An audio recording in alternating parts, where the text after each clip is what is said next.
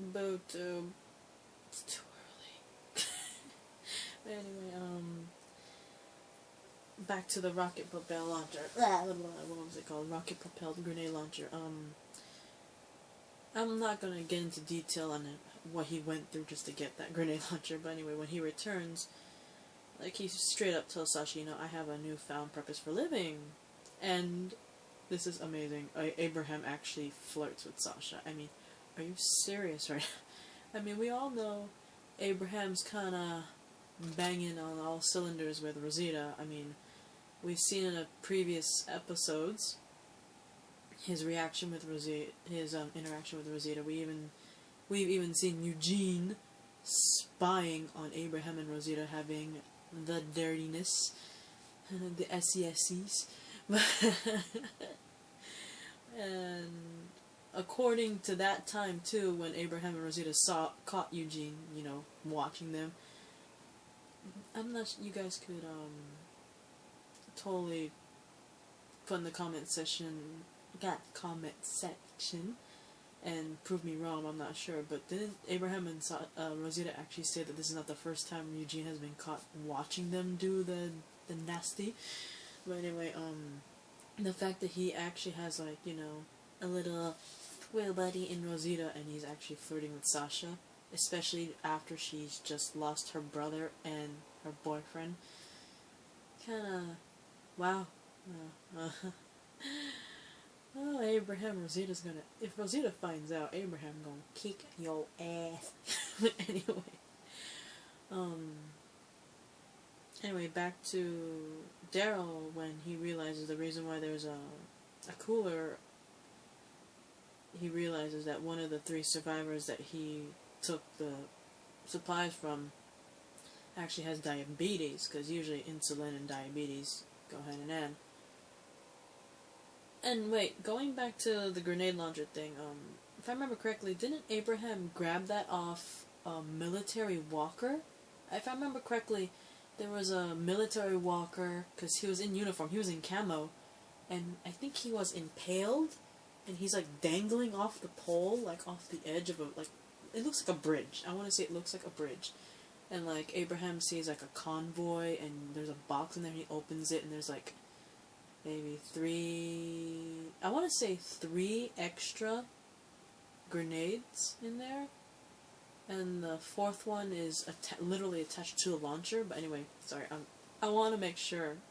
If I'm wrong, I'm sorry, and I love you guys. But anyway, like, back to Daryl, he realizes, one of the survivors is sick. That's why there's a insulin there. So Daryl, being the good guy, decides to give the insulin back to the 3 survivors, and he takes, I don't know, what did he take from the dude? I know, like, before he gave the bag that had the insulin cooler back, he got something from the dude survivor from the trio. What was it? It looked like a little statue-looking thing. I don't know what it is, but anyway, you could put in the comment section there too. But anyway, I'm sorry if I'm too quiet. Like I said, it's like, hang on, wait. Where's my, it is 12, sorry, my camera's right there. It's 12:36 in the morning, and, I share a wall with my mom's brother, my uncle, and just down the hall is my mom and her boyfriend, so, like, 1, it's 12:30, I'm tired, and 2, I don't want to be, like,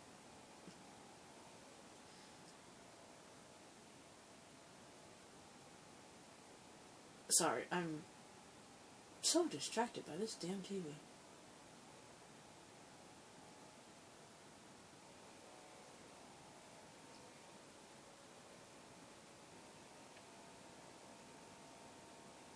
Anyway, and he gives back the bag, and that's when all hell breaks loose, because all of a sudden this large group in a big car, I want to say an armed group, comes out of nowhere, and apparently they're actually the group that the small trio was actually a part of, and apparently that trio did not like the way this huge group was ruling, because there's becoming a little too, like, controlling. Kind of, you imagine the governor in a way. You know, the governor. You know how the governor had his little flank of followers. It's kind of like that. It kind of reminded me of that. You know what I mean? The way they acted and all that shit. And Daryl was like around the pretty much around the corner when that large group came for the trio, because apparently they want the insulin they took back, right? And Daryl, being again the nice guy, decides to help the trio hide until the larger group pretty much gives up the search and moves on. That's when the trio actually tells Daryl about how that group, they left that group because they're like controlling freaks of nature, you know what I mean? And they end up going to a cabin where the short-haired one, if you remember the short-haired girl that, like, you know, collapsed, turns out that the short-haired girl, not only is she the one that's sick, she's the one with diabetes and needed the insulin. We found out her name is Tina, and apparently the ruins of the cabin they end up going to ends up being her. Well, she lived in that cabin, and all they found were corpses. Were they like wrapped in something? I don't know, but that sequence, so that's kind of messed up, you know, like Tina going back to her home and where her parents lived, only to find their corpses, and she ends up getting attacked and killed by her actual Walker parents. It's kind of messed up. I feel kind of sorry for her. R.I.P. to Tina. And then Daryl, you know, despite that, you know, he wants to think that there's good, they were a good trio of people, and you know, the remaining two, he's like, he wants to recruit them, bring them to Alexandria, but those two little suckers, I mean, you know, after everything Daryl's been through, you know, Daryl being a good guy, deciding to, you know, give back the insulin to them, you know, Daryl did not kill or hurt any of those three, you know, even though those three, well, the guy in particular, but the girls pretty much lured and tricked him into going to them, and then the guy comes out of nowhere and hits him, you know what I mean? They tie him up, they threaten to kill him, shove a gun in his face, in the beginning, had his crossbow in their bag, held him hostage and all that, and after all that, and then Daryl, still being the nice guy, he gave back the insulin. He didn't kill them or knock them out senseless for everything they've done. He helped them escape the large group and helped them hide. He even put an end to the Walker parents, and if I'm not sure, did he help, you know, Tina after she got bitten and all that shit? I'm not sure. But I know he at least killed the Walker parents, right? I'm tired. But anyway, Daryl did all the good stuff for them, despite what they already did to him. You know what I mean? They did somewhat bad shit to him. He still helped them out, and then what happens? The other two end up betraying him, and they steal his crossbow and his motorcycle.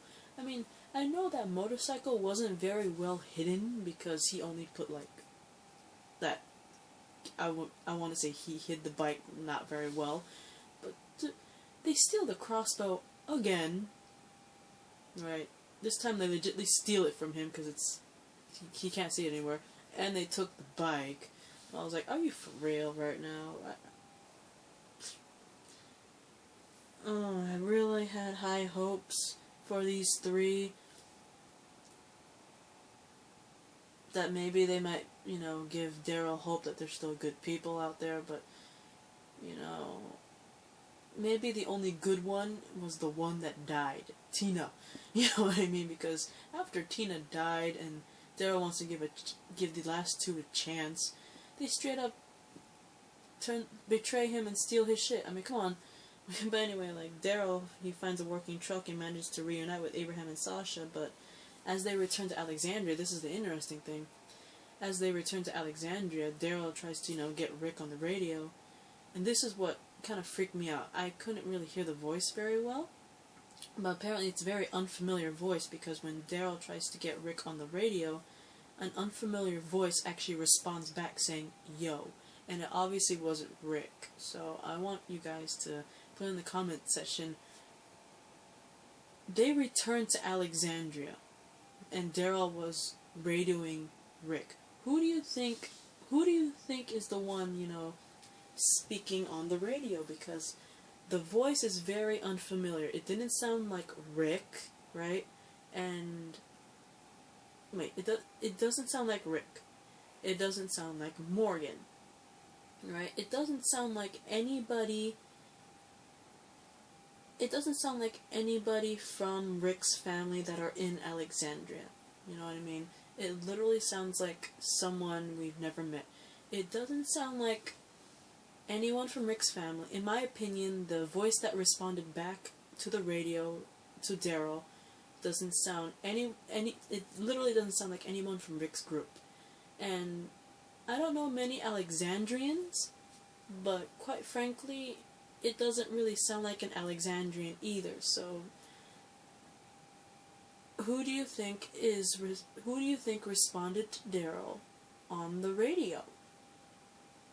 I want you guys to put in the comment section, okay? And this is my part 2 and my ending to my reaction rant to season 6, episode 6, titled Always Accountable for The Walking Dead. And we all know, you guys, there's only 2 more episodes left in 2015. Episode 7 called Heads Up, which will be premiering in November 22, 2015. And episode 8 called Start to Finish, which would be premiering on November 29th, 2015. And it will start up again with episode 9, which is set to air on Valentine's Day, February 14th of 2016. So hang in there, guys. 2 more episodes left in 2015, and we will come back on Valentine's Day. What a way to celebrate the day of love by watching The Walking Dead. But anyway, a shout out to my Walking Dead family. Brett, Sophia, Kayla, and of course to my girl Maddie, because no matter what, she's still part of my Walking Dead family. I love her, and I have so many high hopes for my girl Maddie, because she's writing stories back and forth, and when she becomes a world famous author, the Walking Dead family will be there for her. I know we all will, like Sophia, Brett, and Kayla. Help me give a shout out to our girl Maddie, because no matter how far away she is, and no matter if she doesn't interact with us that much on The Walking Dead, she's doing great things with her stories, and when she becomes a world famous author, when we all know she will, me, Brett, Kayla, Sophia, we all know that all 4 of us will have her back, because Team TWD, FamBam for life. Yeah, I love you, Maddie. And I'll see you guys for the next episode, Heads Up and Start to Finish, and hopefully I can get videos for, well, since it's already 12, I could get my videos for, hang on, Once Upon a Time's episodes, for Once Upon a Time, Season 5, Episode 8, titled Birth, and Once Upon a Time, Season 5, Episode 9, titled The Bear King, which both premiered, well, technically yesterday, for the 2-hour session. So I will have that as soon as possible. And since right now it's midnight, well, 15 minutes will be 1 o'clock here, but since technically later today, Supergirl will have their episode, I believe episode 4. Hopefully I could also, not only will I get Birth and The Bear King from Once Upon a Time, hopefully I will get the first 3 episodes of Supergirl before the episode airs later on today. So I'll see you in the next video. Good night / morning to the world. Goodbye, my pretty. No copyright.